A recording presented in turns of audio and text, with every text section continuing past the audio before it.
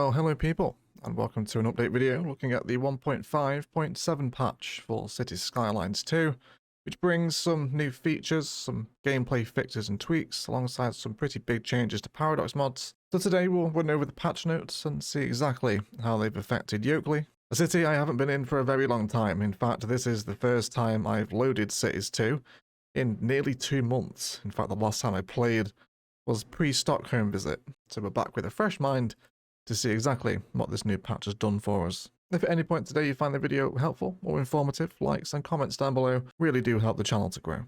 Otherwise, without wasting any more time, let's dive into the 1.5.7 patch for Cities Skylines 2. First of all, the historic building option has returned from Cities Skylines 1, a major quality of life feature for unmodded and vanilla players.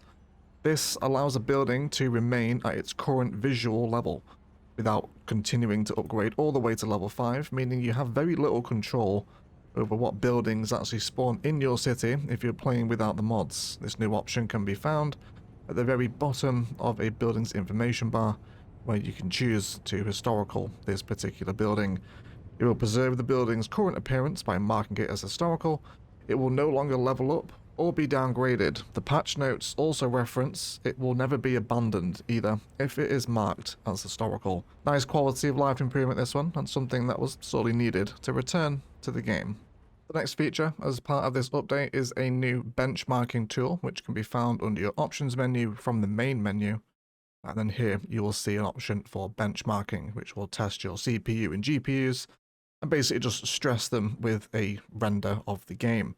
You can see my system specs here, a 3080 Ti with a Ryzen 7, averages about 24 FPS at its highest stress. I know that they are still continuing to work on performance, graphics and lighting for CS2, so it will be quite interesting to perhaps return to this benchmark maybe in 3-6 months time, just to see how much extra power I can squeeze from this particular machine. But either way, I will run the benchmark if you're interested in seeing exactly what it looks like.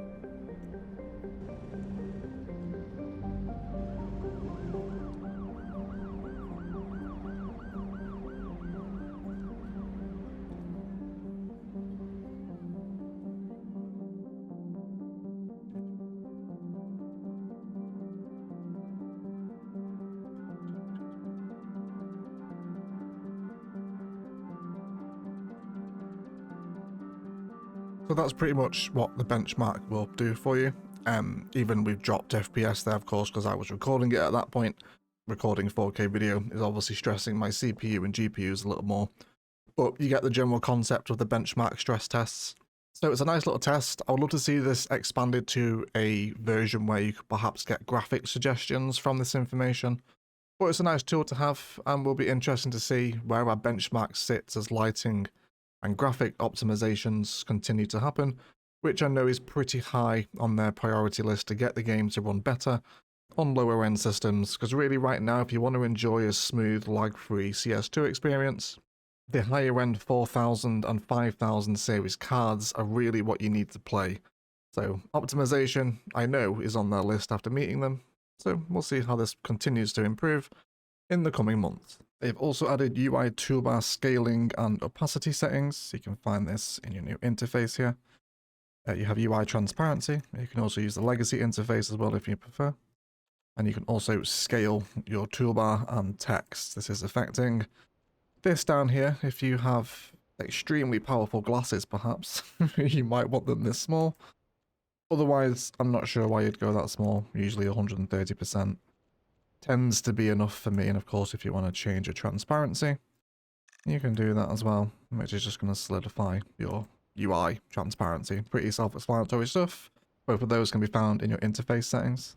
Now on to some of the gameplay elements that have been tweaked and messed with in this patch. First of all, they have stopped the citizens moving in and out with taxis to reduce that insane influx of yellow taxis that you suffered with every time you would expand your population.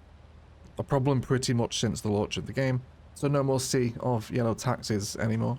They have also reduced the overall dog population by adding in a household pet limit and adjusting the spawn probabilities. We even have an emoji in our Discord after this, the CS2 Cerberus, after the hilarious amount of dogs that would sometimes spawn in the city. No dogs were harmed in this process, of course, and it will affect new households, including in existing saves as well. So slightly less doggos around the city now. Whether or not that's a good thing is probably down to personal preference. The education system has been rebalanced to better align elementary and high school demands, reducing the extreme imbalance with elementary and high schools. You can now see that they cascade in a much more sensible manner, with the number of people eligible for the next subsequent tier lessening with every step, which of course makes much more sense. So your education systems should now be much more in line with how you expect them to perform and interact with one another as people move on to the next tier of it. The Urban Cycling Initiative policy now increases bicycle usage from 20% to 50%, although it should still be noted that cyclists are still very reduced after the last patch, where they massively nerfed them, so still expect very little cyclists around, even with the updated policy. They've also fixed some issues with a few of the zoning types as well, including mixed housing causing commercial and medium density res to stay permanently low. They fixed signature offices being incorrectly treated as available for sale, causing office demand to drop even while they were occupied, alongside some further fixes for commercial and office use as well. In terms of receiving no customers, thus killing demands, essentially massively affecting the simulation because the information you're being presented with wasn't actually true. So this is really a reason why I pay very little attention to the simulation still in Cities 2. It's very clear it's not working as intended and hasn't done since launch, and even now, more than 2 years later, we're still getting these very basic simulation fixes. So I guess until we kind of get the all clear from Iceflake, we can continue to expect these fixes that are affecting the simulation. It's the rest of these gameplay fixes here, which is why I suggest enjoying CS2 as a painter, because the simulation still isn't really there at all. And I imagine the next set of patch notes after this will also be full of more simulation fixes. I know they've spoke before about the issues they've had with it, but worth noting that these simulation fixes and bugs are still very much present. They've also added a bunch of things to the UI, including the toolbar resizing and transparency options we saw at the start of the video. Added tooltips to the Encyclopedia, which again, a big shout out for that Encyclopedia. It's really one of the best things they've added to the game. Whenever I don't have to leave the game to go to a wiki to find information, I'm always happy. Big thumbs up for the Encyclopedia. And perhaps quite an important one is fixing the demand bars, not being able to visually fill up, which again, it just conveys incorrect simulation information back to you as the player. So that's a pretty major fix to note there. They also come on to talk about some improved wind transitions for vegetation, making tree movement smoother when switching between the levels, and then also some lighting adjustments to help improve performance. Just to kind of talk on visuals here for a second in this portion of the video. This is Yokeley, completely unmodded, absolute vanilla experience here, no graphical mods. The visuals are certainly getting better. You can still notice some shimmering, slight flickering on the trees.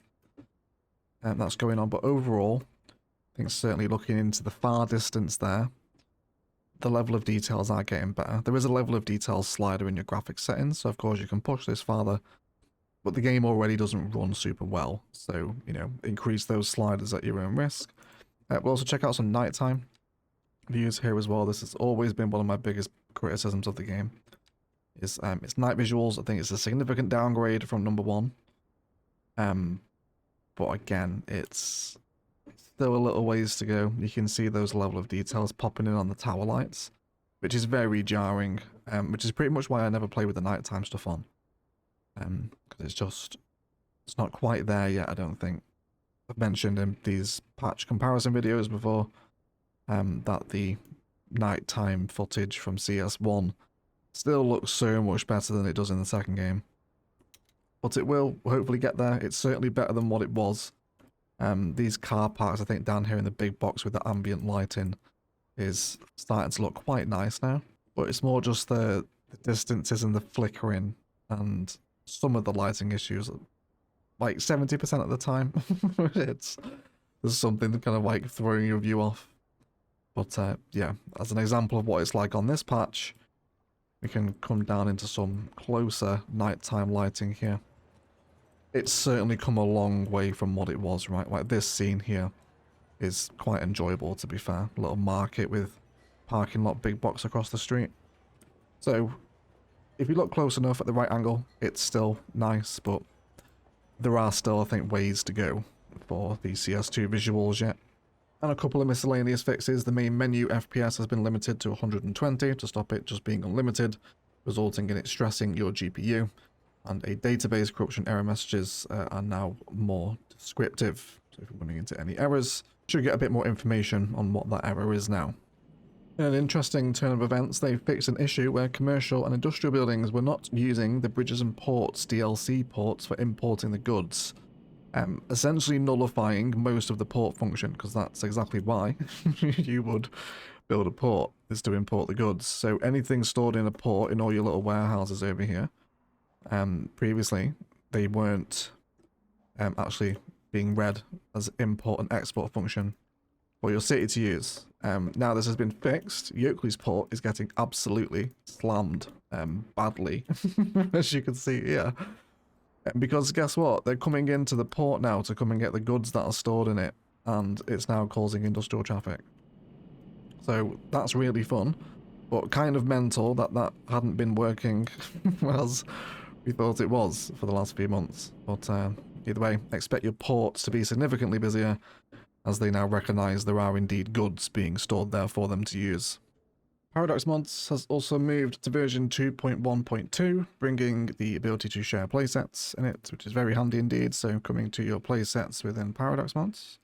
I take my current active vanilla playset here, which has 28 mods in it, I realise. But none of them are actually active, they're all turned off here. It's mainly maps and 529 tiles and all the packs and stuff that are actually active in this one. But you can now have an option to make a playset public. To share it out. So if you guys wanted to take, for example, my Project Skyline playset over here, which we're currently building our modded CS2 series on, I can make this public for you guys now, and then you can just get linked straight to this to subscribe to everything that is included within the Project Skylines playset. Enormous quality of life, and basically a feature taken straight from Skive in order to share the playsets. Great stuff, and of course TDW is working at Paradox now. So it's nice to see his genius filtering through into the platform. Very nice, TD. I assume this was probably you. So thank you for the feature. Which brings us to the end of the patch notes. I will leave the full patch notes linked on the Paradox forums in the video description if you'd like to read every single point that has been addressed in this patch. But it is a good one. The reintroduction of the historical building option is very nice indeed. Such a quality of life function for vanilla, that being able to pick and choose which buildings actually make up the city you're building. Big thumbs up for that. The benchmark is nice, allows you to see just how your game will handle a larger city. I would also like that to come with perhaps some setting suggestions after you've run your benchmark to get the most mileage out of your machine. Maybe we'll see that in the future, alongside those gameplay tweaks and fixes as well. So where does that leave me with CS2? For those following my channel, you've probably realised and noticed I haven't posted any CS2 for quite a while, probably about 2 months, which is a pretty long time for my schedule. I'm simply just at a point where I'm kind of bored of the flickering and the lighting issues and the graphics and the performance and the gameplay simulation bugs. I've just kind of had enough of it at this point. I do enjoy CS2 as a painter, but getting it there requires many mods and a fairly powerful machine, and it's just a chore for me to make videos on and to record it, and it makes me not enjoy my job. I do think CS2 will get there, and I'm a big fan of the direction that Iceflake are heading in with CS2. And having met them last month in Stockholm, I thoroughly believe that they are on the right track to getting CS2 into a much better state where the masses can enjoy it, as opposed to those with only very powerful machines. I'll likely get an episode of Yokeley out this week. I know there's a few of you waiting for it. But in terms of more Yokeley after that and Project Skylines, I'm simply just waiting for CS2 to fall into a better state. And honestly, I'm enjoying some other games at the minute. Going Medieval, CS1 just had new DLC, Satisfactory 1.2 isn't far away. So I'm simply just enjoying other builders at the minute. But let me know what you think of this one. Are you coming back to CS2? Now Ice Flake are kind of grabbing this low-hanging fruit of quality of life improvements that we've been waiting for so long, i.e. recolor and historical options. But for me, it's just not quite there yet. I'll just keep my eye on CS2 and see how it continues to grow under Ice Flake stewardship. A massive shout out to the YouTube members and patrons bankrolling these videos. If you're interested, links are down below. Otherwise, I'll shut up and leave it there. And thank you all so much for watching. And as always, enjoy the rest of your day.